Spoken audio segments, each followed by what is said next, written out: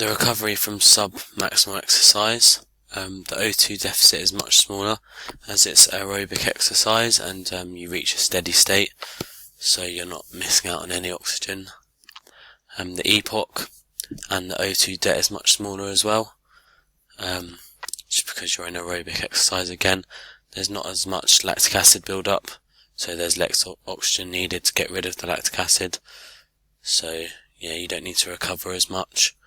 It's still the alactic and lactic recovery phases, but still the metabolic demands, such as the increased heart rate, stroke volume, are needed, so there's more oxygen to flow around the body and get to the muscles to help recover.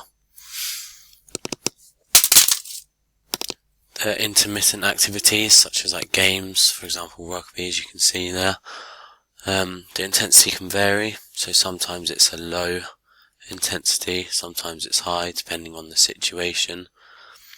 Here you'll be using your fast glycolytic and slow oxidative, depending on the intensity again. So for example, you could be just jogging around waiting, just keeping up with the game, and then the ball could come to you and you'd have to sprint, so you'd change there. The fuel again will vary, it will vary really, because the fast intense part of the games you'll be using the ATP and PC for example throwing and jumping, but then you'll be using, like when you're jogging or just running to keep up or to track back, you'll be using carbohydrates, fats and glucose, and the waste products depends again, so it's generally lactic acid, carbohydrate, water and heat.